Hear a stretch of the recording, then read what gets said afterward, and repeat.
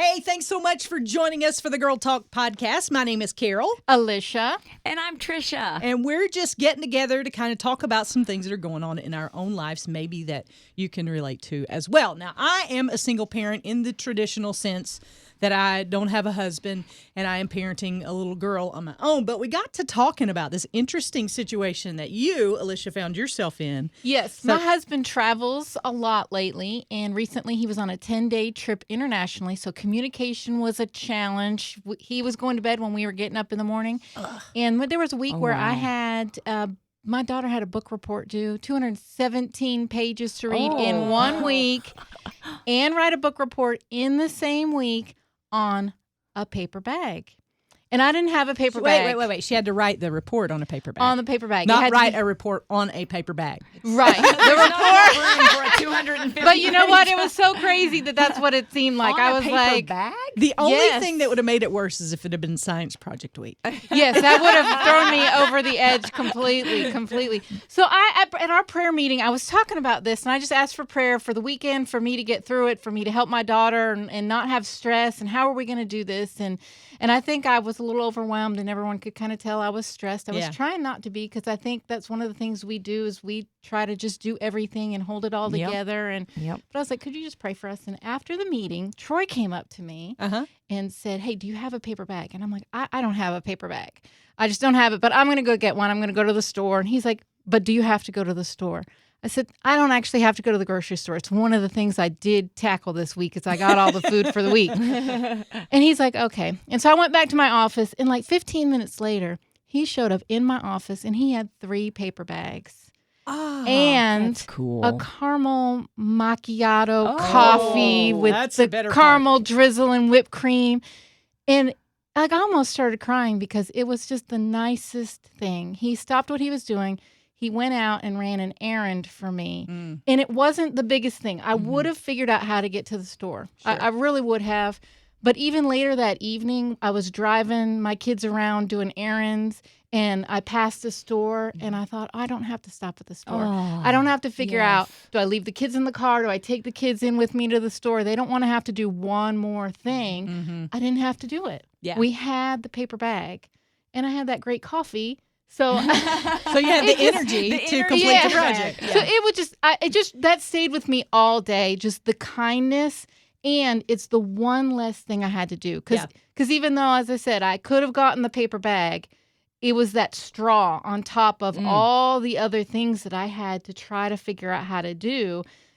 The tipping point. Yeah. Yes. Well, and one of the things for me, at least as a traditional single parent, is that I'm afraid to ask for help. Yes. Because asking for help means I'm not capable. Yes. And I think that's across the board for women. We don't like to ask for help. No. Why is that? I like to be the helper. Yeah. I want to help people. We're comfortable with that role. Yeah. We're much more comfortable helping than being helped. Well, and that's what we do as moms. We help our kids do all the things they need to do. We do sports and run them around, and we're the taxi, and we provide as well, and we do all these things. But when you have to step back and let someone do it for you, it's much harder. And I don't know why it is. It shouldn't be, but I think that's a challenge. I think it's hard because I see other people that I think are in my position. I am married, but my husband works. He's got a job. I've got a full-time job. And I see other people that I think are in my position, and they seem to be doing it all. So then I kind of feel like, well, then you better pick it up there, sister, because they're doing it, so why can't you? Well, you don't want to seem like you have a weakness. Well, there's this other mom that's doing everything, and she never asks for anything or complains, or she seems like she's got it all together. And Facebook makes it worse because they she take together with lipstick on. Yeah, because I did post the picture of the finished book report on Sunday night. It was awesome. I was like, we finished it, and it's not even 8:00. But you didn't post the picture of you kind of freaking out in the staff meeting before. I did not. That's interesting, and I've been there. That's why I'm saying that, because I totally get that. I only posted the good thing. And I think y'all are touching on an important thing here, is that Facebook is only the good stuff. Yes. Yep. I love that was it last year or year before that you took pictures for your Christmas card with your family? I love that card. Our outtakes. It was the outtakes and then the final picture. I loved it. I did too, because you finally were willing to say, Hey, it took us a long time to get this picture. And just the look on your face on all It those was so different shots. relatable because I was like, yes, I have all those series of pictures too. Yeah. Thank you for sharing and for being real because then it made me feel better. My friend Amy said something to me a couple years ago that has been so valuable for me, especially when it comes to comparing myself to other people. She said, "You are comparing your inside to everybody else's outside." And Ooh. isn't that good? That's good. Yeah, she's smart. I love hanging out with her. But she said that in a time in my life where I was constantly comparing myself with other people. And you do not get the full story on Facebook. I know that's a shock, but you just don't get the full It's true. story. And we compare what's going on inside of us to what the externals are That's a for great way to somebody think else's about it.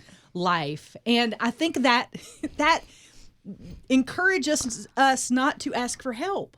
Yes. Right. You right. know, so you find yourself in a situation. I mean, would it have been so hard to say, hey, if you're running out for lunch today and you're going to the grocery store to get something, could you grab a paper You know, bag? and it's interesting because I thought to myself earlier in the week, I was like, maybe I should send an email to everybody at work and see if they have an extra paper bag. But then I felt silly. I'm like, I really need help getting a paper bag. So I didn't do it. Yes, you You did. didn't. But that little act made the biggest difference. Yes, it did. And it allowed you not to be stressed out, number one, over the paper bag, number two, over the project, and number three, you finished early. Yes. Everything else fell into place because I had that one thing that I didn't have to worry about.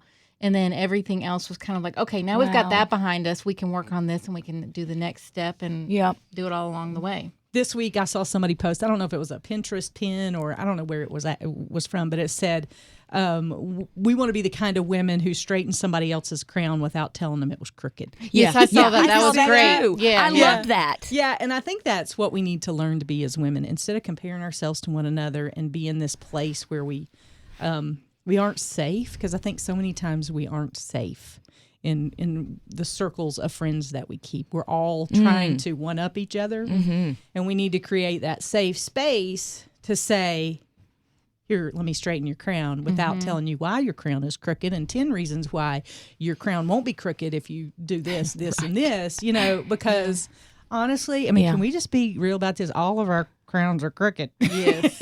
I got several crooked crowns, and I'm happy to talk about some of my crooked crowns, Yeah. but I'm not happy to tell you about some of the others. It's funny. Like, I'm willing to let you know about certain parts of my life, like, Yeah, that's okay, I didn't get the laundry done, or, you know, the house is a mess, but I'm not very open to telling you that I got so tired that I yelled at my kids, that I got really upset with my oldest son the other day.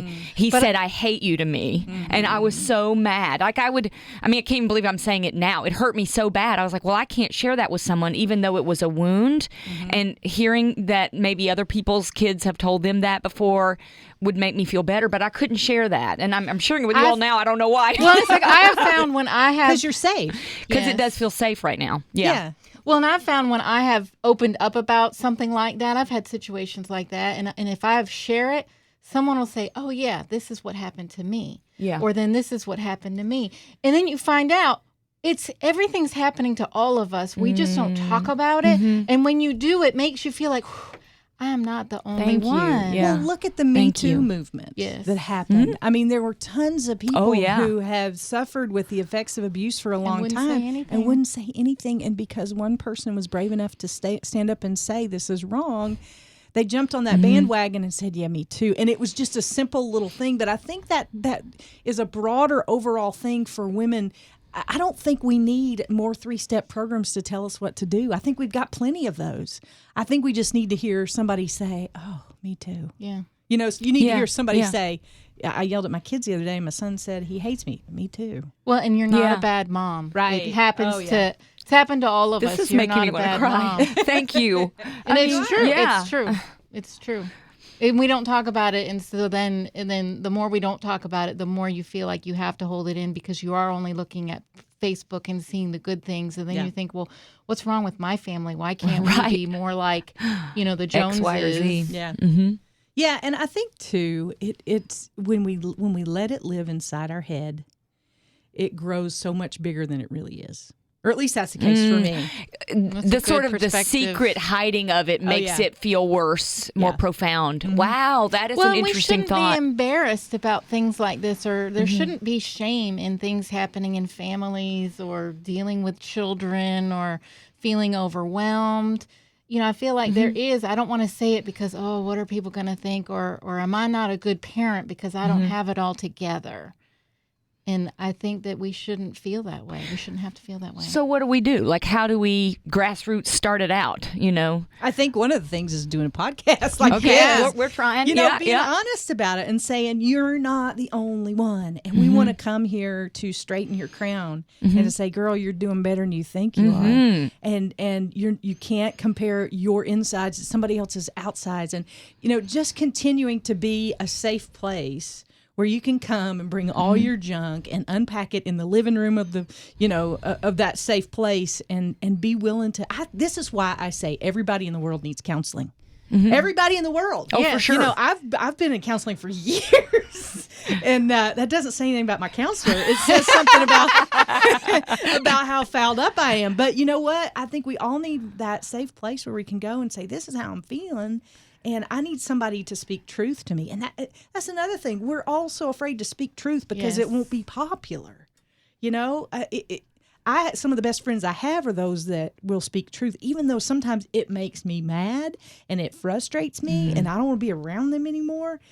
When it settles down into my heart, I know it's because they love me. That's at the heart of that speaking truth. And I think that's biblically based friendship. And this is reminding me that we have a safe place in God always. So we need to create that safe place among ourselves and continue to remind each other of the truth that God loves us. We've all messed up. None of us are getting into heaven because of not yelling at our children or keeping a clean house, because I'd be in big because I time wouldn't trouble. get there. So, you know, it's amazing, right though. now. It's a great reminder Yeah. that this is all because God loves us. We can love each other like that, and we can be loved like that. Well, and that place of security allows us Yes. to, you know, stand up and straighten our own crown. Yeah. You know, I mean, Yes. if we truly, if for me, if you boil it all down, I mean, the insecurity that I feel as a parent, the insecurity I feel as a friend, the insecurity I feel as a daughter comes from the fact that I don't live in the fact that I'm truly loved.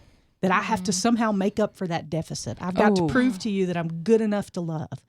And so I think for me, at least, that place of I am loved, I am valued.